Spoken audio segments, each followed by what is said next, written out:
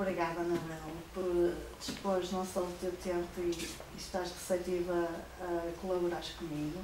Eu gostava de começares por contextualizar o que é o projeto Comenius, como é que começou o projeto Comenius para ti.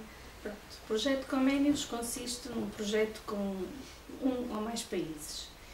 O Comenius existem vários tipos de Comenius. Existe Comenius projeto em que podem entrar 3, 4 países, e nesses projetos normalmente os países juntam-se num determinado sítio durante 3, 4 dias. Esse tipo de projeto é um projeto mais cultural, em que 2, 3 alunos de cada escola, de cada país, se reúnem com os professores, também 2 ou 3 professores, num determinado país. E eu comecei exatamente por esse tipo de projeto. Eu fui convidada por professoras que já estavam num projeto como esse, integrei-me nesse projeto por convite, porque precisavam de alguém da área da informática, e nós fomos para a França. Nessa altura estava França, Alemanha, República Checa, Espanha e Portugal. Pronto. Estive nesse projeto durante 2 ou 3 anos. É um projeto mesmo cultural, não tem, pronto, os alunos vão no sentido de compararem, sei lá, por exemplo, alimentos, os hábitos, salários, por exemplo, em Portugal, que os enfermeiros ganham quanto, e na Alemanha que fazem um estudo de diversos tipos de vida, digamos, de diversos aspectos da vida, e depois são comparados, portanto, no final do ano, esse estudo é mostrado, cada país mostra o que é que estudou em relação ao seu ponto de vista. Desculpa, só um parênteses.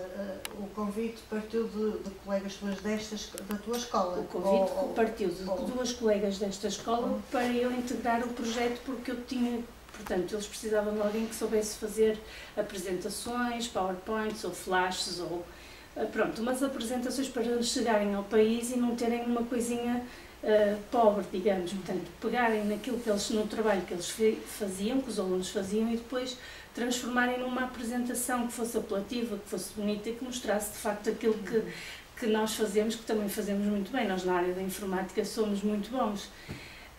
Pronto, entretanto, de facto, Portugal destacou-se em relação aos outros países. As apresentações que nós levávamos eram em flash, que eu na altura andava a estudar flash, e portanto eram diferentes dos PowerPoints, e destacou-se imenso por aí.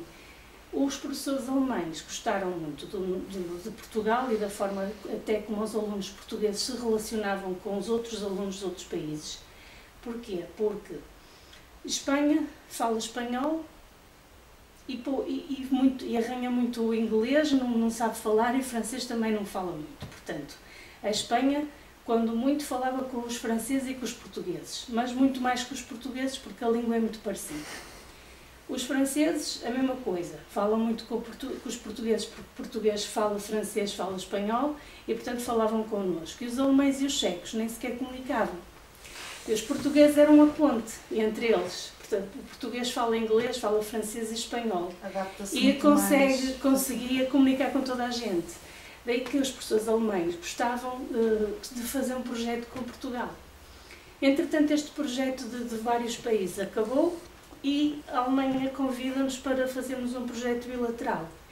E esse projeto bilateral o que é? É um projeto entre 2 países, que dura 12 dias, quer cá, quer lá, e que obriga a ir a uma turma inteira, e não 4 ou 5 alunos de cada país. Foi assim que eu entrei num projeto Comenius bilateral. No primeiro ano foi complicado, porque os alunos que eu tinha eram alunos com muitas dificuldades em inglês. Também, porquê? Porque eu estava habituada a levar alunos do ensino normal, portanto, ensino regular, científico-humanístico. Cheguei a levar até alunos de humanidades, porque achava que, se calhar, por causa das línguas, seria melhor para eles, era uma experiência interessante. Portanto, eram alunos que gostavam de falar outras línguas. Nos cursos profissionais nós já não encontramos bem este tipo de alunos. Portanto, os alunos, quando integraram o projeto pela primeira vez, tiveram muita dificuldade em comunicar. Foi uma barreira. Foi uma barreira muito grande. Pronto. Foi um aspecto a ser melhorado. Se eu queria continuar com este projeto, eu tinha que pedir aos professores para que eles, sempre que possível, eles ajudassem a praticar o inglês. E então, nas aulas de inglês, que as aulas fossem muito mais faladas do que o que eram até ali. Portanto, que eles obrigassem a expor em inglês, a falar em inglês nas aulas, até comunicarem entre eles, fazerem diálogos, fazerem teatros, fazerem o que fosse, para eles se treinarem de falar inglês. E assim, desde aí, que este projeto já tem, com este é o 4º ano, e desde o início até agora tem-se visto uma grande evolução nos alunos ao nível das línguas. Nota-se que os alunos que estão hoje neste projeto falam muito melhor do que os alunos que estavam há 4 anos. Estão mais receptivos e não têm tanto medo de falar. Pronto. Outra estratégia que eu também usei por causa disso foi levar sempre alunos que já estavam no projeto e juntar-lhes novos alunos. Ou seja, eu faço projeto com 2 anos, o 11º ano e o 12º ano.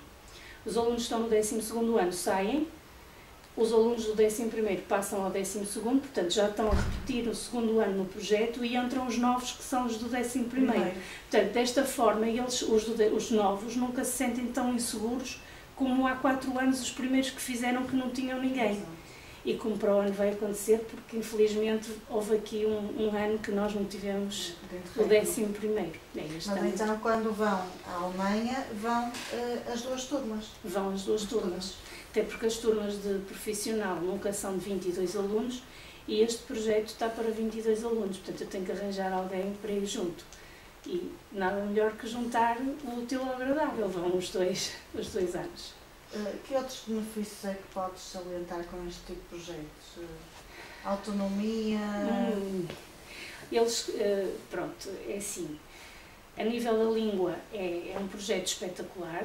Eles, além de aprenderem, de treinarem muito mais o inglês, também acabam por conhecer algumas palavras mesmo de alemão, porque acabam por aprender alemão. Nós todos os dias temos uma primeira hora em que estamos a fazer um trabalho em alemão-português, damos uma ficha em inglês e eles traduzem para português e para alemão. E depois treinam, os portugueses têm que falar em alemão e escrever em alemão e os alemães têm que escrever e falar em português. Nota-se que os alemães têm mais capacidade de falar, porque é muito mais fácil falar uma palavra portuguesa do que falar uma palavra alemã. As palavras alemãs são muito compridas, com muitas consoantes e, portanto, é complicado para nós que não estamos habituados a esse tipo de palavras. Pronto, esta é uma vantagem, as línguas. Depois tem a vantagem da prática mesmo em si. Portanto, eles estão a aprender com os outros, estão a partilhar experiências, aprendem sempre projetos que normalmente não costumam fazer durante as aulas. É dentro da área deles, mas de outra forma, ou até outros projetos que eles não fariam se fosse dado no currículo normal. Portanto, tentamos sempre aproveitar alguns conhecimentos para fazer uma coisa mais além. Por exemplo, eles fizeram projetos com Kinect, eles sabem programar, mas nunca usaram programas com Kinect. Portanto, fomos buscar as câmaras da Xbox e programar em Xbox. Isso não é uma coisa normal para a aula. Por exemplo, fazer redes mesmo numa sala. Nós podemos fazer as redes, mas nunca andamos a furar paredes de sala, que pelo menos cá em Portugal não se faz isso. O professor acompanha e eles vão com os escadotes, com os barbequins, furam paredes, metem cabos e pronto, é uma coisa diferente. Estes são alguns exemplos, por exemplo, o projeto o projeto do painel solar não é uma coisa que nós tínhamos a possibilidade de fazer todos os dias, portanto aproveitámos a necessidade que eles tinham de criar uma página com a informação do tempo, não é? Da temperatura, da energia que o edifício gastava em termos de energia solar e fizeram uma página com isso, com essa informação. Qual é o papel do professor neste tipo de projeto? Os professores começam sempre por serem eles a decidir a tomar a decisão de quais são os projetos que vão avançar. A partir do aluno dá a ideia, mas as ideias depois são filtradas, exatamente. E é entre mim e o professor alemão que, perante as propostas dos alunos, vamos decidir que propostas é que vão à frente e é que avançam. Como é que como é que esse consenso é feito? Como é que comunica com o professor? Muitos mails. Em média, eu e ele trocamos 5, 6 mails por mês. Na altura quando estamos mais perto de ir ou deles virem cá, é óbvio que trocamos muito mais, porque somos nós que temos que preparar a vinda. Eu tenho que preparar a vinda deles cá, tenho que preparar as visitas de estudo, tenho que preparar os materiais, tenho que saber exatamente o que é que eles querem fazer e o que é preciso ter. E quando vou lá a mesma coisa, eles têm que preparar tudo. E isso dá imenso trabalho. A logística toda, não é? Exatamente. O almoço. Claro. E principalmente pensar o que é que vamos fazer no fim de semana. Porque o fim de semana eles estão cá, eles não vão para casa, não é? Estão cá e é preciso ocupá-los. É preciso... aí nós podemos dar a oportunidade de conhecerem até outros sítios sem ser só o Porto. Podemos ir, já chegámos a ir a Lisboa, já pensámos em ir ao Algarve. Além de selecionar as várias ideias, qual é o papel do professor além dessa função? Pronto, depois de arranjarmos os materiais e planearmos as atividades, temos sempre que estar com os alunos a ver o que é que eles estão a fazer e a acompanhá-los.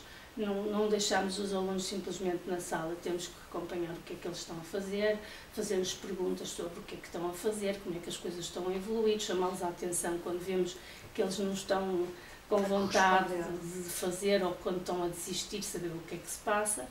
E depois há a parte da avaliação, não é? Que temos que, depois das apresentações, temos que nos reunir, temos que avaliar quais foram os projetos que de facto valeram a pena e quais é que não valeram. O que é que vamos fazer a seguir. Essa avaliação também transparece na nota da disciplina ou de alguma forma ou não?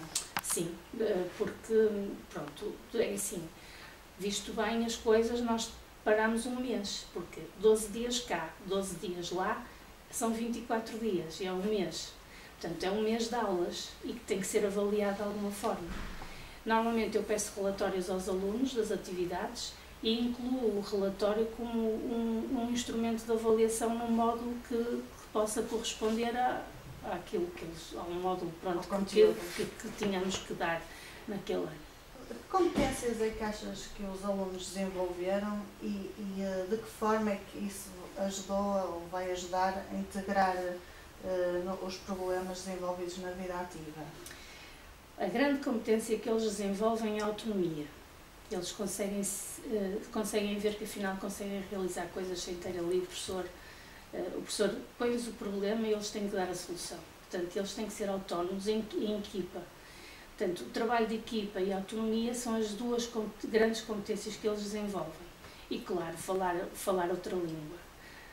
Eu acho que nós, quando vamos para o mundo do trabalho, temos que ser um bocadinho autónomos, porque, principalmente na área da informática, uma vez que tudo muda, hoje é uma coisa, amanhã já temos outros programas, amanhã já aparece outro hardware. Portanto, estes alunos têm que ser autodidatas e têm que ter autonomia, capacidade de iniciativa e adaptar-se, exatamente. Portanto, acho que este projeto desenvolve muito essas capacidades, mostra aos alunos, mostra-lhes que eles conseguem fazer as coisas, portanto, dão-lhes uma autoconfiança. Se calhar não se achavam capazes de fazer determinadas coisas. E estes alunos em concreto, eles, quando estavam no 10º ano, viram os projetos do 12º, portanto, isto em setembro.